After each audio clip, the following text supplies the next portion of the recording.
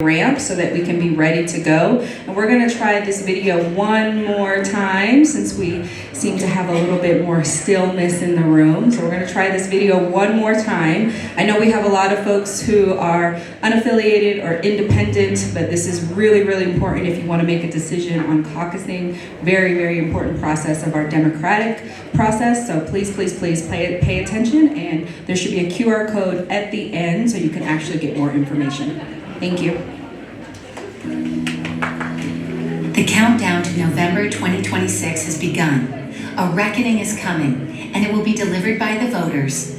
Every politician up for re-election will be judged by how they did, or did not, rise up when it mattered most. Every new candidate running for office will need to prove to us that they are up to the task of representing us. Colorado uses a democratic process called caucusing to choose and promote party candidates. If you want a candidate who truly reflects your values and understands your neighborhood, then you need to be at the caucus. Because when you are not involved, others make the choices for you. If we want to influence the process, we must know the system. So let's break it down and take our power back. Democrats hold caucuses for registered Democrats, and Republicans hold caucuses for registered Republicans. If you are unaffiliated, you are left out. That means the only way to have a real voice in choosing party candidates is to be officially registered with a political party and to participate in caucuses. Right now, only one party, the Democrats, offer candidates who are pro-democracy and are aligned with moderate to progressive values. If your values are aligned with those of the Democratic Party, and if you want a voice in choosing candidates, then you will need to ensure that you are registered as a member of the Democratic Party. Do not assume you are registered just because you donate money or get emails from a party. Those do not count. Check your status online at govotecolorado.com, and if necessary, register as a Democrat. The deadline to register is February 8th, 2026. It takes only about a minute. Next, find out when and where your caucus will be held. El Paso County Democrats will hold caucuses during the first week of March. You can only attend the caucus for your precinct, the neighborhood area where you live. Go to the El Paso County Democratic Party Precinct Finder and enter your address to find your specific precinct time and place. Finally, attend your precinct's caucus. It should take only about an hour of your time. Each precinct will do these 3 actions. 1. Hold a straw poll vote for candidates running for governor and for U.S. District 5 House Representative. A seat, which is presently held by Republican Jeff Crank. 2. Elect 2 delegates to attend the county assembly. And 3. Elect 2 precinct organizers to lead their precinct. If you want to... Okay, thank you for your attention, and we are going to officially have the candidates come join us on stage. So in alphabetical order, we'll have Matt Kavanaugh, Zuri Horowitz, Jessica Killen, Justice Lord, and Joe Regan.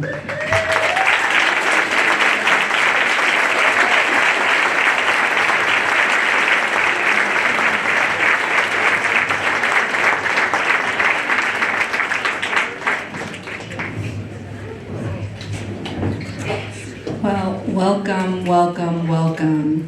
We do have a very, very tight timeline, so we're going to jump right into it.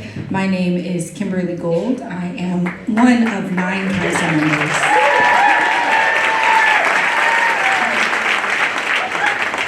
Thank you, and I just have to say, I've felt so supported by so many of you, so I just really want to say thank you. And is my mic okay? Yes. Okay. And I see my very supportive partner in the audience, Ishmael, back there. And I would just like to direct him to a seat that I have saved over here. I think we all know the value of supportive partners, right?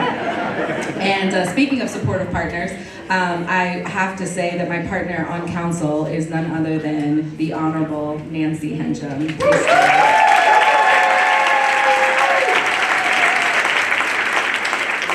I feel so so fortunate to serve in this time with her. It is truly a blessing and an honor.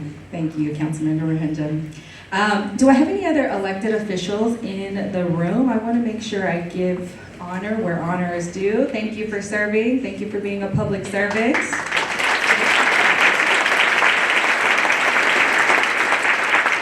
I think I also saw somewhere recently elected Mr. Dolphin, who maybe was hiding from that announcement, but that's okay because I just called him out.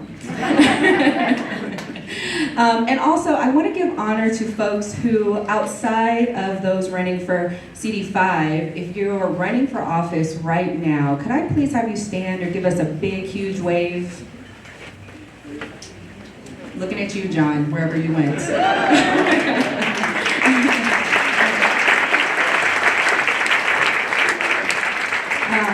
It is incredibly courageous thing to run for office, and I really want to make sure we give credit to folks who really put themselves out there for the pursuit of democracy. And on that note, I really want to thank all of you for being here because, wow, you guys showed up for democracy today.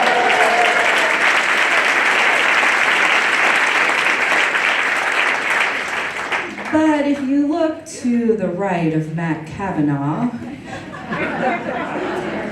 you will see a nameplate for somebody who was invited and unfortunately could not make it. But I do want to make it very, very clear that the current congressman was invited. And I think I heard a few people say in the audience and candidates that we want to unseat Jeff Crank.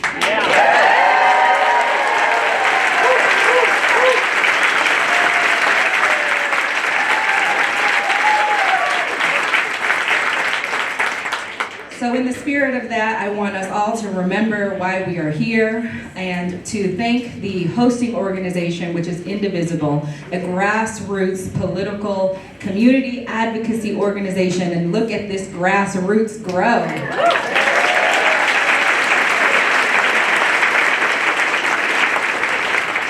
So I want to thank all the volunteers, all the organizers, all the people that made this happen, from sound to stage to everything in between. Thank you so much for being here. Thank you so much for making this happen. Thank you so much for keeping democracy alive.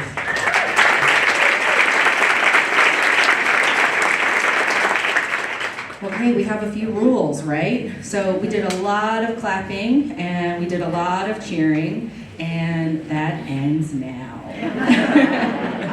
This is a silent forum. There is to be no verbal anything outside of the candidates. If you would like, you are welcome to support folks with ASL clapping. Happy to see that. I think it will be very affirming for our candidates as well. And if you would care to learn a little Korean sign of affirmation, this is a little heart. You just cross your thumb and your second finger, and that looks like a little heart when you outline it. And you can send them some love silently. Okay, we will, the first question will go in alphabetical order. Following that, we will have alternating order that was randomly assigned. And the last question, the closing statements, will go in reverse alphabetical order. We have strict time enforcement with the Joan here in the front. Silent clapping, silent clapping. And we have a variety of times for our questions. So to our candidates, speak fast. To our audience, listen faster. Okay? 4 questions were provided to candidates in advance. And I will let you know what those 4 questions are, and we may not even actually get through all 4. All right. And to our candidates, we understand that you are here to unseat Congressman Jeff Crank. So we kindly ask that you save your jabs for Jeff. All right? All right. So, you know, sometimes you get like formal letter of reprimands for breaking civility, and we just don't really want that here. All right. So, last thing and last verbal thing. Are we ready? All right. Okay. All right, we're gonna just do 2 deep grounding breaths because I'm that person. So we'll just take a breath in and take a breath out. I can't really talk and do that at the same time, but you get the point. One more time, deep breath in and deep breath out. All right, Joan, are you ready? Okay, so candidates, please pay attention to Joan so we can keep our time. And in alphabetical order, which is actually wrong on my paper, hilarious, Matt Kavanaugh, we are going to give you the first question, well, the first opening statement, and you have, how many seconds? You have 90 seconds to share whatever you will to all of us. 90 seconds starts now. So Congressman Crank is definitely living up to his name tonight as a lifeless tool for all of us. Whenever we get a moment like this, I'm reminded of a protester this last summer in Chicago who held up a board and it said, "You try to get it all on one sign." There's just so much to say, but I think by the end of the time tonight, you'll know that my heart is in the same place as yours is. So we didn't have a ton of money for college, so when I got a scholarship to go to West Point, we took it. And I begged the Army to send me here to Fort Carson for my first duty station. I got here in January of 2003, and within a couple months, I was already fighting in Iraq, where I earned 2 Bronze Star medals, a combat action badge, and over the course of 25 years in uniform, I served on all 5 of the bases here in the Pikes Peak region. I had a great military career. I earned a PhD. I was named the top professor at West Point. At one point, I was even named the Army's Athlete of the Year. But that's sort of the stuff that's on paper. I want to tell you what I'm really like. So in September of 2021, I donated my left kidney here, and I did it at Walter Reed National Military Medical Center. It kicked off a chain of donations that helped save another 7 American lives, and the final kidney came back to a service person at Walter Reed. That's why I'm in this race. That's the spirit of service that animates my run, so that I can help save lives and make lives better, especially for my 2 daughters, who we're raising right here in the Pikes Peak region. Thank you so much. Thank you. Next, same question to Zuri Horowitz. Hi, I'm Zuri Horowitz. I'm fighting for universal health care, affordable housing, good union jobs, getting big money out of politics, and human rights. And all of those things fall under, which something is happening with this. And all those things cannot happen if we don't get big money out of politics. I'm an organizer, I am an occupational therapist, I lead People Centered Colorado Springs, which fights for walkability, bikeability, transit, and affordable housing and how that intersects. And that's all about putting people first. And what happens here in our Congress is we put money first. We say we can't have universal health care. We say we have to fund DHS. We say we can't have ACA subsidies because we have to open the government. We can't use all the tools at our disposal to make sure that we have a functional government. Right now, the executive branch is running amok. We do not have any checks and balances. The Congress and judicial branches have abdicated their responsibilities. And we need people in office who will take action, who are not beholden to big money, who will put the people first. You can't change the drapes and expect that to fix the foundation. Messaging won't fix this. We need consequences and robust policies that help people. This country needs to be restored so it is for the people, by the people. We need to hone the spirit of the Constitution.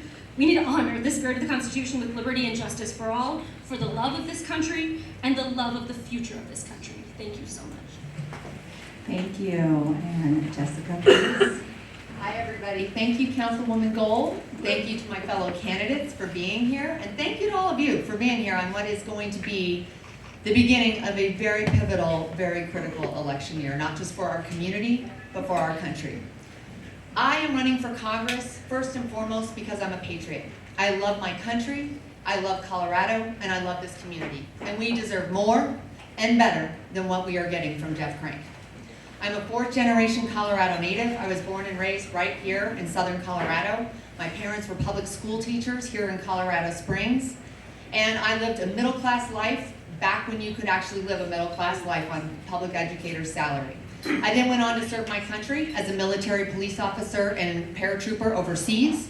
I then came back to the United States and went to law school at Georgetown, and then went on I worked 10 years at USAA to shore up the financial security of veterans and service members. And then after that, during Trump 1.0, I felt a call to service again.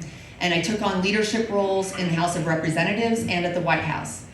That's my resume, but it also is my story in that I have gotten lucky enough to live the American dream. And so many people across our community and across our country feel the American dream is out of reach, and Jeff Prank's policies and Donald Trump's policies are only making that worse. And it is time to restore competence, courage, and character to the House of Representatives. Thank you. Justice, 90 seconds. Good evening, everyone. I love seeing a full house of people. Thank you all for taking the time to be here. My name is Justice Lord, and I'm a candidate running for Congressional District 5. This community has shaped who I am. It's where I've worked, raised my family, served, and put down my roots. And it's why I believe this role matters to me so much. I decided to run because I believe we deserve leadership that is present, accountable, guided by real-world experience, and for the people, for all the people. My approach is simple.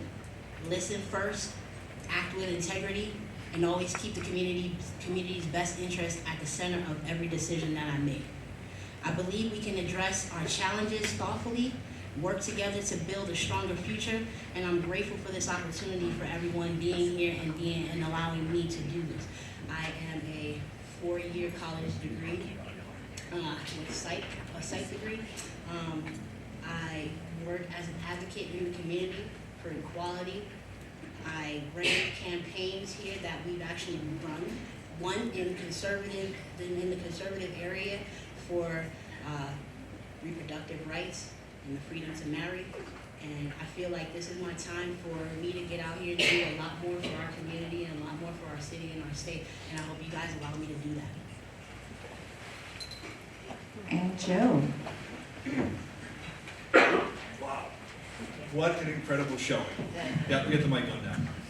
Hey, I'm Joe Regan. I'm a decorated combat veteran. I'm a father, and I'm a nonprofit leader here in the state of Colorado. And since leaving the military, that's where I spent the majority of my time. And I want to start tonight by sharing a story with you. 2 weeks ago, while you probably would have expected me to be sitting there watching the Broncos game, and I'm kind of glad I didn't, I spent that time taking part in the Point in Time survey. It is an annual opportunity for us to engage with our unhoused neighbors, to hear directly from them the challenges that they face. And one of the things that really struck me, as I'm going through, it's snowing out, we're going under the bridges, all those places we typically avoid. One man came up and he said, I wish politicians would spend just one day out here to see what it's really like. That really hit home. Because for too often, when I look around this room, I know you feel the same way, that we feel like our politicians in Washington have refused to come to those uncomfortable spaces to have those difficult conversations. And that is what we need. As a father, when I talk about policy, these are not things that are abstract. These have real impacts on our community. And what we need to be able to do is to restore that. I'm running for Congress because we need leaders that are willing to go into those uncomfortable spaces, have those difficult conversations, and elevate the voices of those that have been unheard for too long. Thank you, everyone, for your opening remarks. And thank you, audience, for the wonderful silent applause. At this time, I do want to just share a few announcements. We're going to transition to prepared questions from the Indivisible team. I kindly ask that you please speak into the mic so that everyone from the front row to the very, very back can hear you. And because I've had the pleasure of interacting with every single person on this candidate forum before tonight, I will be addressing everyone by their first name, okay? And lastly, to the audience, if you have not turned in your index card with a question, there will be some folks who are kind of walking around looking for your index card, so just kind of keep that raised up. All right, y'all ready? Let's get it. This is a 90-second question. We are going to say the question and then say the person. What steps will you take to protect the civil and human rights of Coloradans and those throughout the nation in the face of blatant violations of the Constitution and the Bill of Rights? What steps will you take to protect the civil and human rights of Coloradans and those throughout the nation in the face of blatant violations of the Constitution and the Bill of Rights? And this goes to Jessica. Thank you. As someone who swore an oath to protect and defend the Constitution and then ended up teaching about the Constitution and rule of law in law school at Georgetown, I care deeply about the erosion that we are seeing every single day from this administration. Every morning we wake up, and I don't know about you, I go to my phone, I'm sort of scared about what I'm gonna read. We are seeing our constitutional rights protected, our liberties be eroded every single day, and we have to have leaders in Congress and in our public servants who will actually stand up to it. We are getting none of that from Jeff Crank. Let me be clear, he has been silent, and his silence is complicity.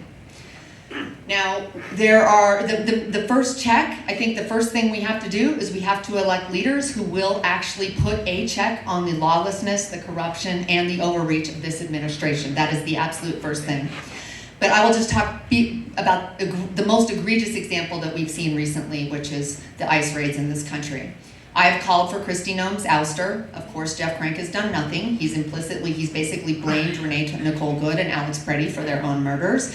And he's done nothing to ensure that we put guardrails on the actions of ICE and what our ICE agents are doing across our country. They are stoking fear in our communities, and they are not actually enforcing the law. And as someone who is trained in law enforcement tactics, they're not following the rules and the law that they should be doing. Thank you. Thank you. The next person is Zuri. Hi. So the biggest thing we need is consequences.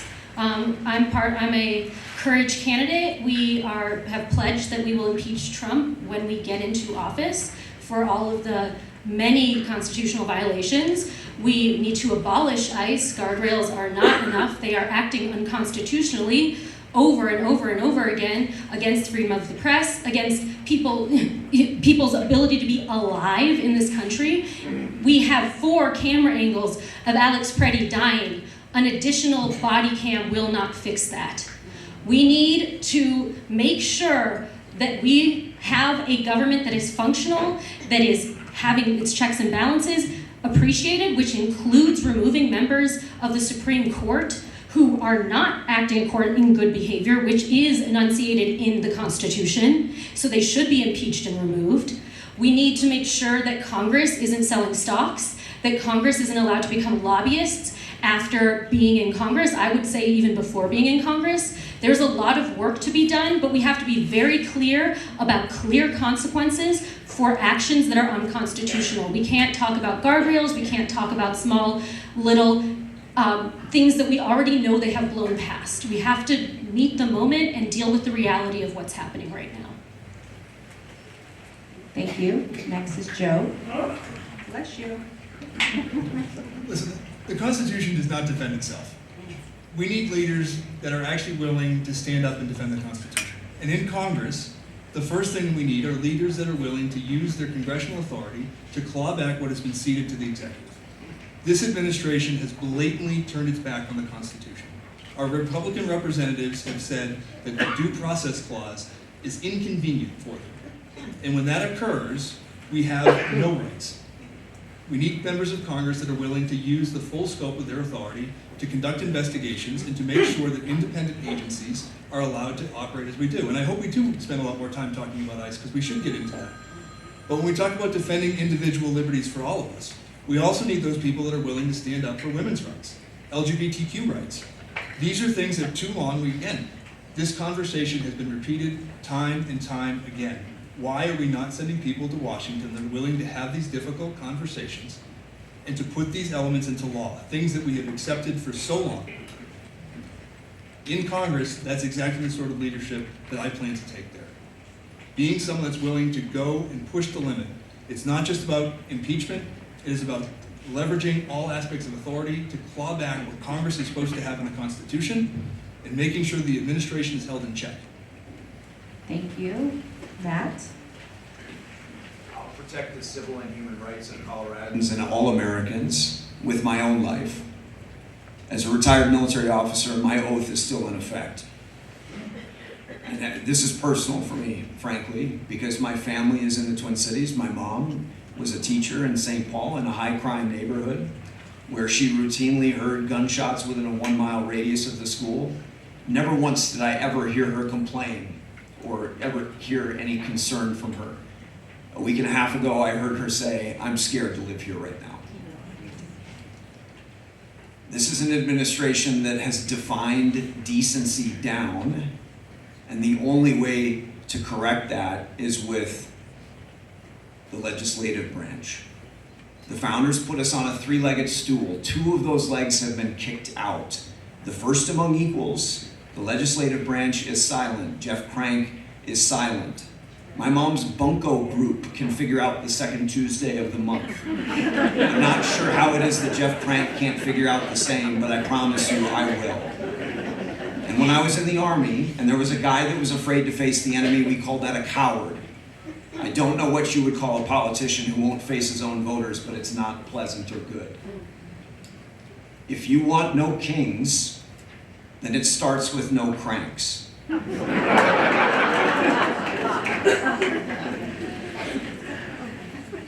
Thank you. Thank you. And Justice.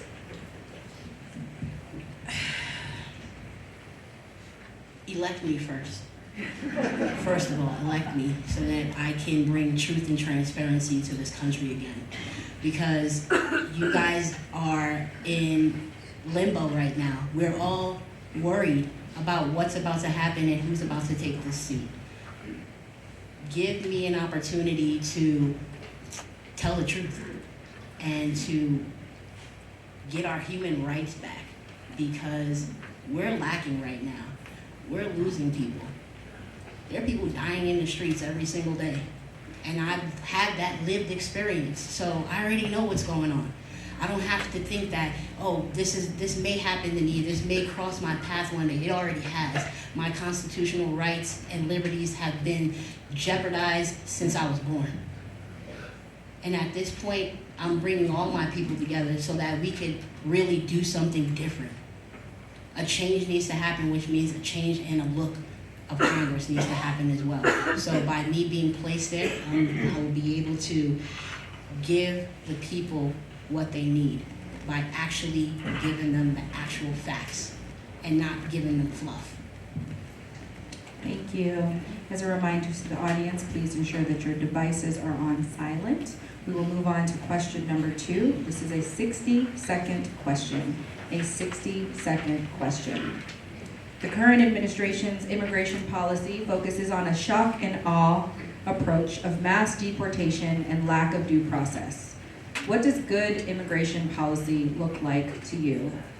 Again, the question is, the current administration's immigration policy focuses on a shock and awe approach of mass deportation and lack of due process. What does good immigration policy look like to you? The question goes first to Matt. I mean, we're a country of laws. We can uphold them. We're a country of decency. We can do that too. There's always going to be a tension somewhere in that mix, and so we also have systems for feedback. And we have systems and standards for law enforcement agents. Law enforcement agents don't mask up. That removes their own humanity. When you think about it, it makes them seem as aliens to the community. Law enforcement agents record their activities. My cousin is a cop. He's disgusted by what he sees on the streets in the Twin Cities. Yeah, I mean, these are simple, basic principles. And we're big enough to be able to do all of them at once. Look, we're not so far. Our better angels are still better than our darker demons. I can see that in this room right now. And that's time. Thank you. The question now goes to Justice. Good immigration policy starts with transparency and honesty. It starts with wraparound care. It starts with people actually paying attention to whether or not an individual is a criminal or an illegal alien or a person that's coming into this country trying to make a better life. ICE dealing with our people, whether they're from here, born here, come here, decided that they wanted to just come here and be part of America. The transparency is what we need. The truth is what we need, and not acting and believing that people are criminals just because of the color of their skin. Starts with that. Thank you. The question now goes to Jessica. We are a nation of immigrants. That is this country. That is who we are. Let's not forget that. Thank you. I do believe that it is absolutely critical that every country knows who and what is coming across its border, and we should not have a porous border. But what we are seeing unfold before us across our country in the indiscriminate ICE raids is absolutely unacceptable. Because we can walk and chew gum at the same time. We can treat these people, immigrants, with humanity and dignity. And remember, they are a critical and important part of our economy and our way of life. So I think you can do both at one time by training people appropriately and having training law enforcement officers to do their job in a humane and dignified way. Thank you. Thank you. The question now goes to Zuri. All right, let's try to get this in 60 seconds. Abolish ICE, look into Border Patrol, which has been involved in a number of these killings. Make sure that we have the appropriate number of immigration judges. Make sure that people who are nonviolent, are not involved in egregious white-collar crimes, are not imprisoned. They should be allowed to work and live in their community as they go through the immigration process safely, and they're members of our community. We don't need to be going after members of our community that have lived here for decades. Also making sure that DACA residents are granted citizenship and are protected, making sure that we continue to pick up DACA residents, DACA recipients, because I think a lot of people have fallen through the cracks who would be up for that. And then, of course, we're not gonna allow people who are violent criminals or committing horrific crimes. That's been the policy to deport those people, which makes a lot of sense. But we really benefit off of the backs of workers. Our costs go down because we underpay people. We benefit from this unfair immigration system. And we need to fix it. Thank you. And last but not least, Joe. I don't think I can say what it's going to look like in 60 seconds, but I can certainly tell you in about 5 what it shouldn't look like. When I was in Afghanistan, my platoon had a casualty rate that exceeded 100%. And alongside me each and every day were my 2 Afghan interpreters that helped me navigate the battlefield. Not just physically, not just through translation, but literally culturally, figuring out how do we navigate this place that we're strangers to. It took me almost 10 years to help them work through the special immigrant visa program, how to speak fast.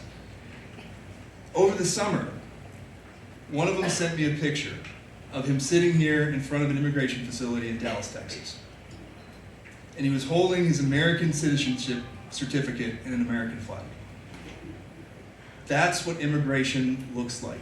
The fact that he and his family were able to come here and establish their American dream and contribute to our community. That's the system that we have to go through. I can't describe it in 60 seconds, but I can tell you what it feels like. And it's that picture. Time. Thank you. Now, question number 3 was given to you as candidates, so you're aware, audience. You have 90 seconds for this question. In a recent interview, President Trump stated, quote, "When you think of it, we shouldn't even have an election," end quote. Voting rights and public trust in elections are under sustained attack. How would you defend free and fair voting, including efforts such as the John R. Lewis Voting Rights Advancement Act of 2025? Again, the question is, in a recent interview, President Trump stated, quote, "When you think of it, we shouldn't even have an election," end quote. Voting rights and public trust in elections are under sustained attack. How would you defend free and fair voting, including efforts such as the John R. Lewis Voting Rights Advancement Act of 2025? Again, you have 9 seconds, and this goes to Joe first. 90 seconds. Sorry. The 9-second answer is yes, I would sponsor the Voting Rights Act. The longer answer is, listen, in 2009, when I was in Afghanistan, I helped the Afghan partners secure their election. And to watch how the Afghans showed up despite the literal physical threats to them going to the polling stations, it showed what commitment to democracy really looks like. And to sit there and be someone that swore an oath to defend this country, and have the President of the United States say, we don't need elections. I can't think of something less American than someone saying that. And the fact that you have Republicans that are agreeing with it, whether quietly or vocally, is absolutely ridiculous. Those are people that are unfit to hold any office. This goes well beyond that, though. We also have to make sure that we're getting into looking at independent redistricting, like we have here in Colorado. We have some of the safest, most secure, most accessible election processes in the country. It should be a national model that we're able to go, that of course each state should adopt independently. When we're talking about bringing faith into our elections, we also need elected officials that are willing to say before an election that they accept, without a doubt, how that election is going to go. And if you've never watched our elections happen here in Colorado, I would encourage you to do so, because it is fair, it is transparent, and it is definitely legitimate. Thank you. The question now goes to Jessica. Safe, secure, free, and fair elections are the cornerstone of this democracy, and I will always stand up to ensure that we have safe and secure and free and fair elections. As someone who was on Capitol Hill on January 6, 2021, not as a rioter, by the way, as the chief of staff, just to be clear, I saw firsthand what happens when an elected official, in this case the President of the United States, undermines the integrity of an election. And I never want to see that again. And he and Crank and other Republicans are taking every step they can to erode the integrity of our elections. President Trump just this week called for the nationalization of elections, which everyone knows is completely unconstitutional. The Republicans just a couple weeks ago introduced a bill called the Make Elections Great Again bill, and trust me when I tell you, it will not make elections greater. It actually will eviscerate the mail-in voting system we have here in Colorado. They've also pushed forward the SAVE Act, which would make it harder for active duty military service members to vote, make it harder for people of color to vote. They are doing everything they can, including also challenging the Voting Rights Act in the Supreme Court. So we need people who actually give a crap about making sure that we have free and fair elections, and we need to elect those people to Congress. Thank you. Thank you. The question now goes to Zuri. All right, well actually when I moved back here in 2020, I had 2 events that I led to support the John Lewis Voting Rights Advancement Act. So we went to Senator Bennett's office, and then we went to John Hickenlooper's office, and then we also had an event with Senator Exum. He was, I think, a representative at the time, to honor John Lewis as well. So it's been something that's been on my radar for a while. I'm kind of one of those people that when there's a problem, I always want to try to have an answer and a solution. One of them is making sure that we don't pass the SAVE Act. The SAVE Act would require a birth certificate and a passport, and it could mean that millions of women wouldn't be able to vote, which is a long-term plan of the Republican Party.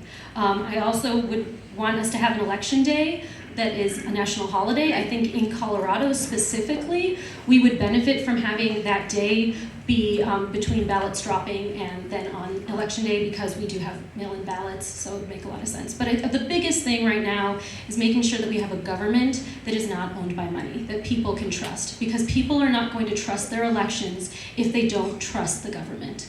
And that is, on its face, the most important thing. So that is making sure that there are consequences for not following the Constitution. Thank you. Justice?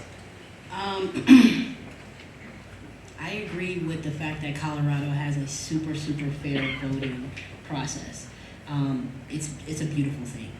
And I think we need to keep methods like that, mail-in ballots, informing our voters first and foremost, having major events throughout the city, letting people know, because a lot of people don't vote because they don't know what's going on. A lot of people don't get out there and defend their own rights because they don't know what's happening. And if we're too afraid to talk to someone who's homeless or to speak to somebody who doesn't look like we do, then we're doing a great disservice. And for me, that's how I feel that I'll defend that, by meeting people where they're at, by talking to constituents, by having full-on events that let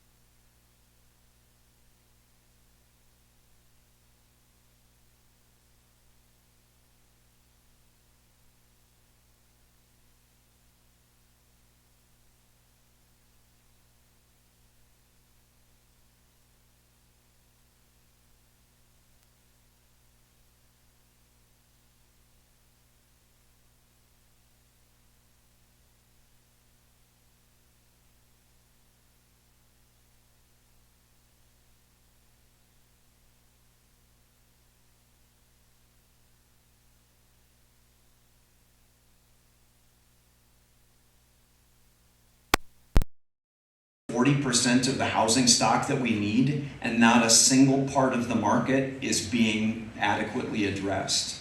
Whether it's a starter home, whether it's for a growing family, or whether it's for folks like my parents who are looking to downsize. We need to build more, and we need to build smarter. Thank you. The question now goes to Joe. 60 seconds, you said? Yes. All right. Or maybe 6. Now I'm down to 30. So listen, again, as a nonprofit leader, I've worked on issues related to housing, homelessness, housing instability, and this is not just a housing problem, it's also a wage issue. And so when we talk about where do we do that? Strengthening unions and collective bargaining allows workers to have a voice, to strengthen that and stand up and say, we need our wages to match what we're seeing in inflation. We also need to regulate the insurance industry. I look out here and I guarantee you, every one of you, just like me, has seen your property insurance skyrocket over the past couple of years because we're not making the necessary investments in wildfire mitigation and other climate-related disasters that are driving up those costs. And in Congress, that's where the federal government needs to get involved to be able to do that. I also think we need to look at the fact that this administration and this Congress has allowed the administration to put the largest tax increase on working Americans in the history of our government. These tariffs are not do not belong to the administration. And that's Congress time, needs to take that Joe. back. Thank you. Justice. Raise pay rates in the state, make housing affordable, cap the rent increases, open up programs to advance people who are renters right now into being homeowners, teaching people how to do that, teaching people what that looks like, that they're capable, even though they're not in the same money bracket. You may be poor, you may be middle class, you may be upper class, but everybody should have the opportunity to be able to say, I owned a home at least once in their life. So if we're able to educate folks on what that looks like, then maybe that's what we need to be doing. Thank you. Zuri? All right, so support the PRO Act, support pro-unionization so that we have people coming to the table who know the job and know what they need to do that job well and to be compensated properly, to make sure that we've got paid leave when necessary, to make sure that we have appropriate vacation days and safety. When it comes to affordability, we need to also have a more robust public option that includes middle-class families. Because what ends up happening is we only offer affordable housing to people when they're struggling at their worst moments in life, and we don't let them, once they get kicked out of that housing, then they can't afford housing because they make too much and then they go back in. Instead, we should allow, on a sliding scale, affordable housing. That we also have to have more ADUs, townhomes, making sure that we have infill in our homes and have appropriately made housing. But if we don't have a public housing option, if it's always for profit, then we don't have something to compete with the public option, and it's always going to be an investment over a home. So we want to make sure that housing is home first and not just an investment. Time. Thank you. Jessica? Buying a home is such a critical part of the American dream. I bought my first home when I was 30, and I know that the average age now to buy your first home is going up to 40, and that's not okay in terms of being able to achieve that. And you're right. I mean, the question is that we have this mismatch between incomes and housing stock here. And actually, one of the big problems is we have not incentivized the building of the right types of homes.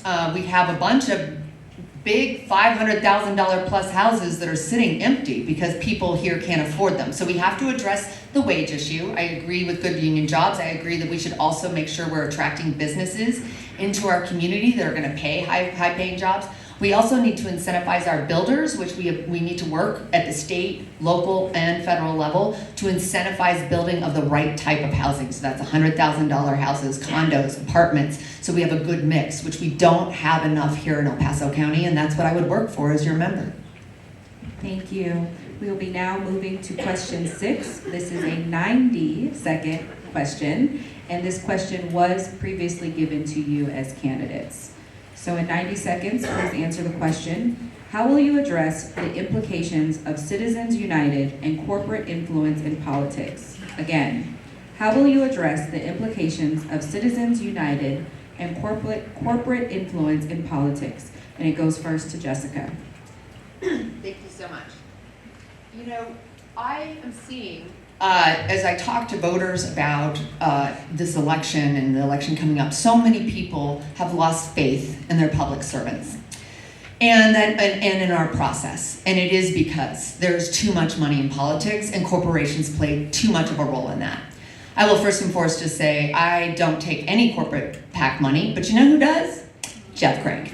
He's taken thousands of dollars of corporate PAC money already this cycle, and last cycle he got about over $2 million pumped into his campaign via Citizens United. So we do need to work to overturn Citizens United, and that's how I would vote if I were a member of Congress.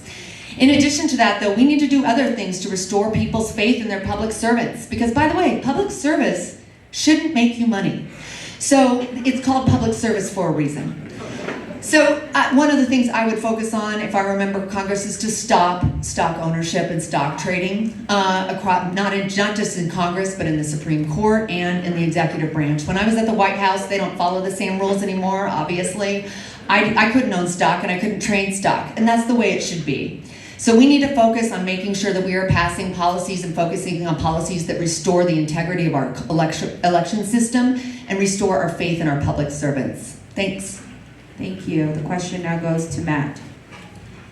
I mean, some of this is a layup. Overturning Citizens United is a given. Publicly funding campaigns is as well. If we want to see normal people in politics, refusing corporate PAC money, of course. My background is 25 years in uniform. And then afterwards, I was the CEO of a healthcare nonprofit, the National Kidney Donation Organization, whose mission was quite literally to save lives. I protected America and Americans, and the one thing I didn't do was build a little black book full of names of rich people or lobbyists.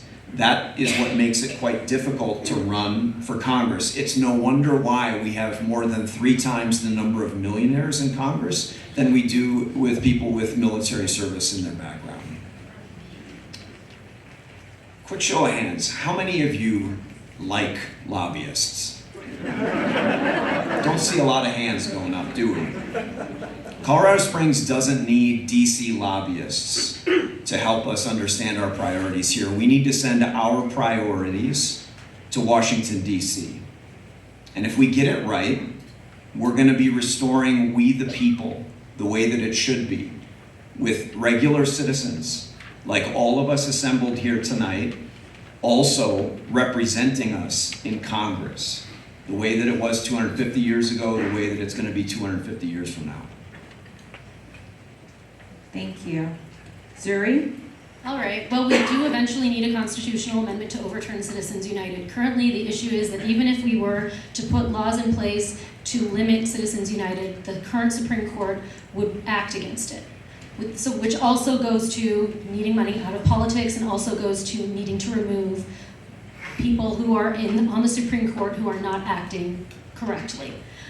Additionally, there's a few policies that are good. There is the public option. There's also taxing corporate PACs and then putting that money into the public option. There's also the Montana plan, which means that every state is allowed to have the unlimited authority to define the powers it grants to corporations. So corporations only have the power that states grant them, which means that we could say that they don't have the power to donate to political campaigns. So that's one thing that's happening, and Lorena Garcia here is working on that for Colorado. So if you're interested, please contact your state senators and your state reps to let them know that that's important, that that's there for you. Yeah, and that's kind of it. I mean, I think the biggest thing is making sure that we get big money out of politics, and beyond that, that we have a cultural shift. That we ask candidates not only to not take corporate PAC money, which is the hard side that is followed, but also ask candidates, who are you meeting with? Are you meeting with corporate lobbyists? Is your team meeting with corporate lobbyists? Who are you talking to? Because in the long run, they can rip off. And that's time, Jerry. Thank you. Joe? See, this should have been the 60-second question, because it's easy. Reverse Citizens United. It really is that simple. But we have to go beyond that too. When we look at where dark money is influencing our elections, it all goes into how foreign entities are funding campaigns to influence the way that we think, the way that we vote. the way that our lobbyists are interacting. Look at this administration has Russian assets that are in part of the process. But for me, this actually starts with how I run my own campaign. And being out there not taking corporate money, not taking APAC money. Making sure that we start with a grassroots effort. The majority of my money has come from right here in El Paso County. The people that are funding my campaign are the same people that are going to vote for me, because I don't want to be accountable to outside resources. I want to be accountable to you. And that's the way it should be. Local people funding local campaigns so that our obligation is to support you. That's how I've chosen to run my campaign. Those are the sorts of reforms I'll make into Congress. We've talked a lot about the different things you can go into. But what I'm doing right now is exactly what I think we should be doing. Grassroots efforts to engage people where they're at, get them behind us, and actually have real representation that's accountable to the people they represent. Thank you. Justice? Thank you. I don't even want to top what he just said because I agree with it. I am all for that because we the people is correct. And corporate influence does not belong in politics at all. I am one of those people who started losing faith in democracy, who started losing faith in the voting system. And through me running the campaigns that I've run, through me advocating for equality of services and wraparound care in our city, it restored my faith in humanity. It restored my faith in our people. It restored my faith in the belief system that we can do this, y'all. We can make this happen. Give me your money. I don't want to take big money. I don't want to have to fight for millions of dollars when I know that I'm wholly grassroots up in here. I need y'all's money so I can do right by us. Thank you. Thank you. And we are at 6:27, going on 6:28. We were able to get through 6 of 11 questions that were provided by Indivisible. But to respect time, we will be moving to the audience question and answers. So these questions were drawn from you. They were selected to avoid a duplication of our moderated questions, and the order will be random as we ask these questions. You will have 60 seconds for each of these questions, okay? So let's get started. Are you ready? I read through some of them. They're quite, All right, 60 seconds. We are going to start with, oh, wait, you need the question, just kidding. All right, Joan, you ready? All right. Do you have plans to have the top 1% and large corporations pay their fair share of taxes? Again, do you have plans to have the top 1% and large corporations pay their fair share of taxes? This goes to Joe first.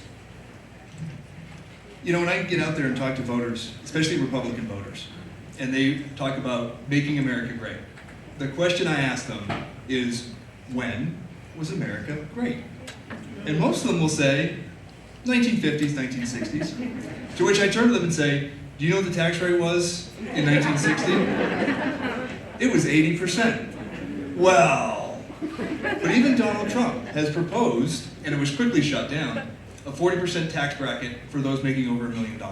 Right? If you look historically where we're at, when America thrives, is when our wealthiest contribute back and make sure they're making investments in our community. And so yes, it is time that we have to tackle the deficit. We have to make sure we're being responsible spenders. But let me tell you this about myself. As someone that's run a nonprofit, there's nobody that is a better fiscal steward than I am. I can make budgets stretch. And those are the people that we need in Congress, that understand the real impacts of spending dollars in Congress the same way we would spend them out of our own wallets. Thank you. Justice? I mean, doesn't it make sense to make the 1% pay their fair share? I don't even know why this is even a question. I feel like somebody's playing games with us right now because you guys know the answer already. You know that they should be paying. You know that we shouldn't be paying buku dollars out of our little checks to fund them and to fund what they're doing when they already have the money to do it, and they could be giving it right back to us. So yes, if I'm elected, when I'm elected, I will be forcing that payment to be made of the 1%. Thank you. Jessica? I think the biggest problem of impacting and affecting our country right now, not just economics, but the way we talk to each other, the way we engage with each other, is wealth and income inequality.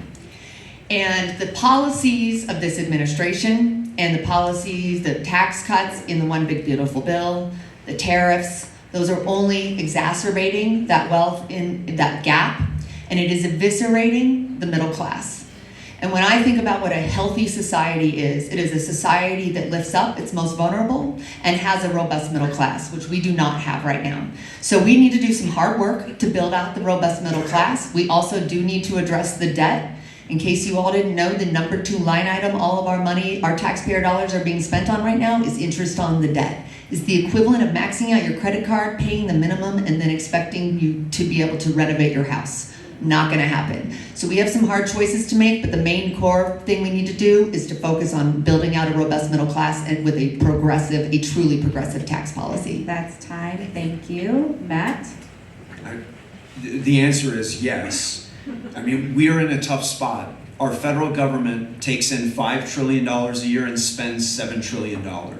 You couldn't run your household that way. I certainly could not. We are $38 trillion in debt. Every baby born in America has $110,000 of debt stapled to the birth certificate. That is fundamentally unsustainable, and it's unfair. And beyond that, are we ever going to have another American dream? The American dream was that economic optimism that drove our national confidence to do big, bold things together. It's the foundation of this country. It's what gave us the courage and confidence to do the hard things because they're hard. We need it again.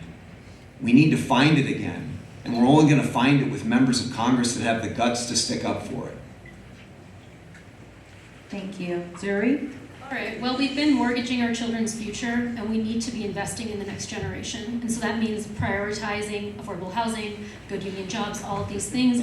And I follow Michael Gratz's competitive tax plan, which is based off of modern value-added taxes in New Zealand, Australia, Canada, Singapore, and South Africa. And so 100 million people plus wouldn't have to file tax returns, which I think would be a plus, and we'd possibly be able to fund our government.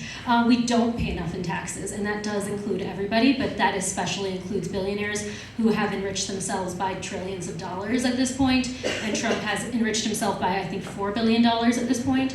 So again, corruption is at the root of this, and then also planning for really out of control defense spending and not making sure that we're investing in that next generation so that we're able to innovate and we're able to continue to actually bring in money because we have advanced technologies and we have people that are really wonderful and thriving. Thank you. We will now be moving to question 2 from the audience. Again, you have 60 seconds. If you are elected, what is the first national issue you would address? If you are elected, what is the first national issue you would address? We're going to start with Zuri. All right. Oh, okay. So, impeaching and removing Trump, but I also always have a different answer to that question because we don't know where we will stand once the election is over. Every day we have a different crazy thing happening in terms of right now all the Epstein files being released. So if that were to be happening, making sure that we have an independent investigation with like a multitude of different people leading it so that nothing falls through the cracks because there's millions and millions of files and we need to really make sure that those are evaluated. So making sure that I address the current crazy issue that is happening and then go back to the structure of making sure that we get big money out of politics. Thank you. Jessica? Folks, we are at a triage situation right now in our country. And the first thing we have to do is flip this seat so we can flip the House of Representatives. And once we do that, we have to take the power of Congress back. That's already been alluded to a little bit by Joe and Matt, and I appreciate that. As someone who has worked in and around Congress for a decent chunk of my career, I'm someone who cares deeply about Article 1. And I've watched Congress cede its power to the executive branch for literally 5 presidents. It is now time for us to flip back the House, put a check on the corruption, the lawlessness, the overreach of this administration. That is step 1. Then we need to start working across the aisle and with my fellow Democrats to address the cost of living issues that are being felt so terribly across this country, and putting a check on the tariffs would be the first big one after that. Thanks. Thank you. Joe? Yes, I agree. What we need to be doing is in Congress is clawing back the authority that's been ceded over to the executive branch willingly. Willingly. People have allowed this administration and previous administrations to gain power. And I think specifically, looking at the War Powers Act, right? This administration is on the verge of getting us into multiple global conflicts. We're talking about abandoning our long-term allies, invading Greenland. Not only is it time to look at impeachment of key officials, but we need to bring back the authority that Congress has over things like tariffs, like foreign policy. Because without congressional oversight, we have a bunch of incompetent individuals that are running federal agencies into the ground. Donald Trump has bankrupted 6 companies. Let's not let the United States be the 7th. Thank you. Justice? But he stopped 8 wars, Joe. He said that. Listen, the first thing I'm addressing is this, that right there, this disgusting display of kingship. The way that our administration is not respecting and protecting our foreign family members. Those that are being snatched off the street, being kidnapped, being trafficked, those are the things that I'm going to address first and foremost when I make it to Congress. I need your help to do that. I need you guys to believe that we have humanity in our hearts, that we believe that we, the people, can be the people. So when I get there, the first thing that I'll be doing is working on immigration laws and abolishing this ICE. Hopefully it'll all be done. Thank you. That's time. Matt?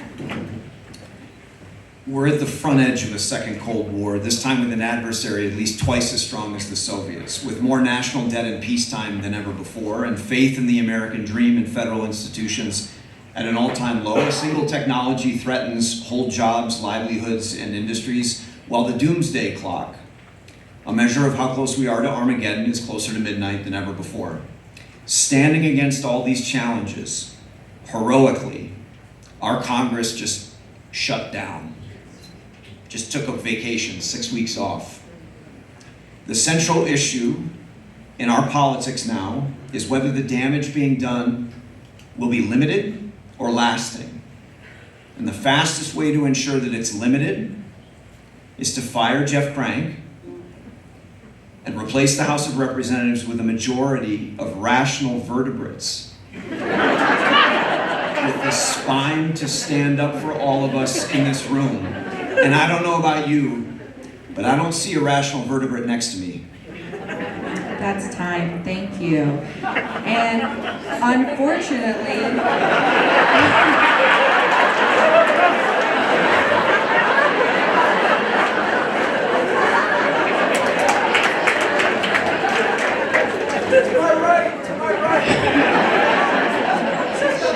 shots incorrectly fired.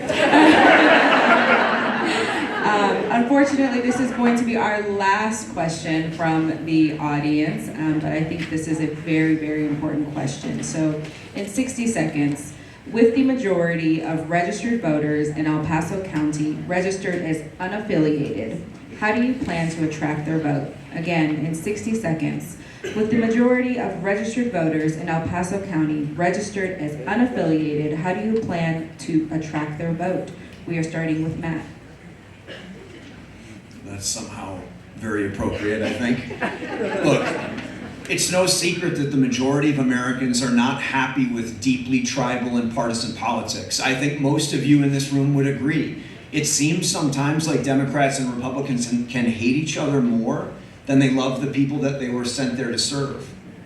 So I think the way that you attract independent voters is by nominating a fiercely independent candidate that's going to stand up for the people in this room, the people of El Paso County, the people of the 5th Congressional District, someone that can build the coalition of Democrats, mostly independents, and even some Republicans, because we know that's what it's going to take to unseat Jeff Prank. It's a good thing that my entire life has been about this kind of coalition warfare. I think I'm the right kind of guy for this job. Thank you. Zuri? I would say we keep talking about a middle, and that middle seems to be extremely wealthy people who are fiscally conservative and socially liberal. And we leave out all of the working class people that we have left behind. People know that something is wrong, and they feel that something is wrong, and that's often why they vote MAGA. But those people aren't getting living wages, they aren't getting homes that they can afford, they don't have health care, they're getting bankrupt. And then we'll do things like on the margins, like making sure that if you can afford an airplane ticket, you get a refund if an airplane ticket is reservation is canceled. We need to actually appeal to the vast majority of people that live in El Paso County, Colorado. And those people are working people who are struggling. And we need real policies that we implement, that we don't just talk about, that we don't just message about, but that we actually put into place so that people can not only vote against the other person, but vote for us. And that takes time to rebuild. And that's time. Justice? I'm going to come wherever you're at, and I'm going to tell you that you need to go ahead and become a Democrat and vote for me and do your due diligence as an American, as a human being sitting in this country, sitting in this state, to vote for me and make it work. Because the affiliations that I have with people, it doesn't just stop at being a Democrat. It doesn't stop at being a Republican. It doesn't stop at being a liberal. But we do understand what partisan laws are, and we do understand what being part of a party does. I mean, Matt came over to us because he knows what it is. He knows what's going on, and he's still a liberal person. But at the same time, we understand that as Democrats, we do have to band together and start making this work. So we have requirements, we have laws that bring us to this point right here, and it means that we either become a Democrat or you vote Democrat. And that's time. Thank you. Jessica? I grew up here when the district was ruby red. And then I was in the Army and served with mostly Republicans, and then worked at USAA for a decade. So I've spent much of my career talking with and engaging with Republicans and people who agree with me on some things, disagree with me on others. And I think we have got to get back to talking to each other. We've got to talk to people who disagree with us. We got to listen to people who disagree with us. And what I'm seeing from Jeff Crank is somebody who will only listen to the 5% of people who agree with him, and he's caught up in his echo chamber. We also have to get out of our echo chamber as Democrats. That is how we win this district, by building a broad coalition, listening. And by the way, that is what representation is. It's listening to people who disagree with you, engaging in civil discourse, and that's how we make a difference in our communities, and that is what I will do as your member. Thank you. Thank you. And Joe? You know, I actually had a stint as a liberal commentator on a conservative talk radio station. It's an interesting experience, but it teaches you very quickly how you establish trust and common ground. And that's what wins elections, is trust. And when it comes to attracting unaffiliated voters, it's about building a coalition. We mentioned that before. And how do you do that? You put someone on the ballot that is known for what they're doing for the community first, that just so happens to be a Democrat. That's what I'm delivering to this community. When you talk to people out there, and some of my canvassers have already mentioned this, Republicans, unaffiliated voters, they don't know me as a Democrat. They know me as a community leader that has made stuff happen here for the community. Not because it's the Democratic solution or the Republican solution, because it's the right thing to do for our community. That's how you build trust. That's how you flip districts. Thank you. And we will now be moving to our closing statements. At the opening statements, we went in alphabetical order, so now we will go in reverse alphabetical order. You have 90 seconds for your closing statements, starting with Joe. Well, thank you all for listening so intently tonight. It's been great to see the reaction and how people are responding. The excitement in this room is contagious, and as a candidate, I can't tell you how exciting it is to be part of this journey. The future of our community and of our country is not going to be decided in Washington. It's going to be decided by you. And your willingness to stay engaged, to stay informed, and continue to moving despite the fact that the next year is going to be hard. That's what we're in this together. And we have to continue to stay engaged. We have to continue to have those difficult conversations with our neighbors. You know, I believe that politics needs to be grounded in dignity. It needs to be grounded in service. And we need to be able to bring that message to voters across El Paso County. We need people that are willing to represent our values. Because when we don't have that, the whole system falls apart. Right? I am running for Congress because for too long I have sat here as a nonprofit leader and I have watched good solutions be thrown in the trash can because it wasn't politically advantageous. That's what we need to be shifting. When I look around here and I think of what I'm going to be doing as your representative, it starts with constituent services as well. We don't talk about that enough. And the fact that your congressional office should be one where you actually find solutions. My door has never been the wrong door. If I don't do it, I know who does. That's the sort of thing, because the most important question you should be asking every one of us up here is not what you think the answer is. It's when you don't know the answer to the question, who are you calling? What is that phone call? And because that's time. Thank you. Justice? As we wrap up tonight, I want to come back to why I'm running in the first place. The people. You people. Right now, in our own community, there are neighbors struggling to keep a roof over their heads, families choosing between groceries and other necessities, and individuals who qualify for benefits but can't easily access the support they deserve. These aren't abstract problems, they're lived realities, and they require leadership that sees people as notable labels. I believe that no matter our color, our culture, our race, or our background, our dignity is not up for debate. Hard times don't discriminate, and neither should compassion or solutions. When we work together, when we listen to one another, and when we lead with empathy and accountability, we build a stronger, more resilient community for everyone. If elected, I'll work to address these challenges with collaboration, transparency, and a deep commitment to making sure no one is left behind in progress. When we choose unity over division and action over indifference, we make a community that's great. So I want to thank you all for coming here, for listening to what we all have to say, and really choose the right person. Choose the person that's going to do the right thing. And that's time. Thank you. Jessica? Thank you. Thank you, Councilwoman Gold, again, for managing all of us. Thank you to my fellow candidates, and thank you again to all of you. Just quick show of hands. Who here is just sick and tired of the chaos and ready for new leadership in our community and our country? Me too. And that is indeed why I'm running. We need to bring competence, courage, and character back to Congress and back to this community. This community, we have been ignored for far too long by our congressional leadership. We need someone who's actually going to show up and do the job. And that is why I'm running. I'm running to bring back dignity to the people of El Paso County. I'm ready to take back the power of Congress. I'm ready to take back the flag. I'm ready to take back patriotism. Red is my favorite color. I'm going to take red back too. I am so grateful for all of you for being here tonight. We have a long road ahead of us. I look forward to working with you as we move through this process. I would like to ask you for your support at caucuses, for your vote on June 30th, and of course, most importantly, your vote on November 3rd. Thank you. Thank you. Zuri? Hi. Well, I strongly believe, yes, we need to flip the seat, but we need to have a longer-term plan.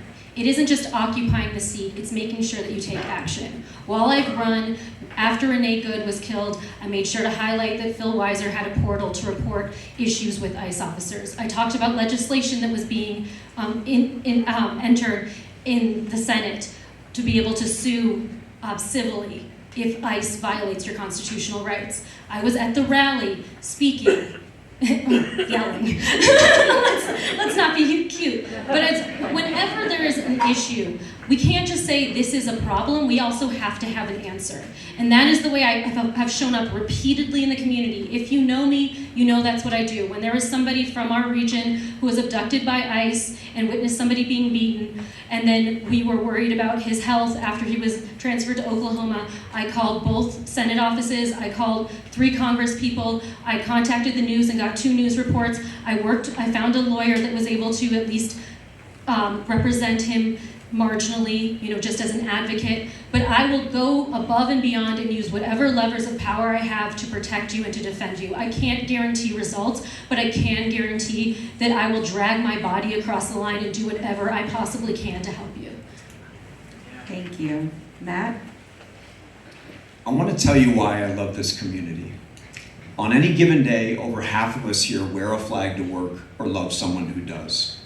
We win wars here, we win medals, and this is the arts community that made America the beautiful. This is why I choose to raise my kids here. This is the place. I'm ready to hit crank because he never served and most of us did, and I've done nothing but that my whole life. I'm ready to hit crank because he won't listen to us, and I assure you, both of my ears are wide open to all of you. I'm ready to hit crank because he lost Space Command, thousands of jobs, billions of dollars. I served at Army Space and Missile Defense Command. I earned an Army Space Badge, which looks suspiciously like Buzz Lightyear's emblem. This is a community where service and sacrifice still matter. No other candidate has skin in the game like I do. I'm gonna hit harder, and I'm gonna be harder to hit. That's how we're gonna make sure that it's not just this empty chair, but that his seat in Congress becomes empty too. Thank you all so very, very much for being here tonight. Thank you. All right, and now with a loud round of applause, give it up for all of you.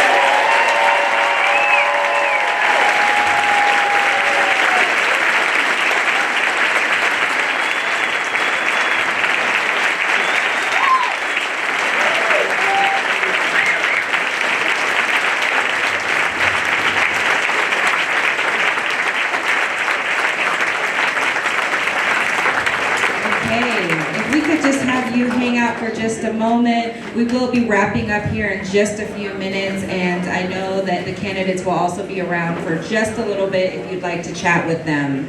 I know that we did not get through several questions that were by the audience and by Indivisible, so we will get these questions to our candidates. I really want to encourage everyone to continue your civic participation, and you guys just did something incredible, which is you stood up for democracy. I do have 2 last questions to ask, and I'm going to ask you to keep the volume down. One question is for you, the audience, and one question is for you, the candidates. And if you were with me last time, you probably knew it was coming. So the question, yes or no only, looking at you, Joe. Will you support whomever gets through primary? Yes or no, yes. Starting with Joe. Yes. Justice. Since she wants to pull my leg. Yes. Jessica. Yes. Zuri. Yes. And Matt. Of course. This is how you guys unseat Jeff Crank. Now, my question goes to you. If you are going to stand up for democracy by supporting the person that gets through primary, regardless of who your candidate was, I'm asking you to be bold and courageous and stand tonight. round of applause to all of you for standing up for democracy and changing what democracy looks like on November 3rd. Thank you for being here tonight and good nights. Thank you.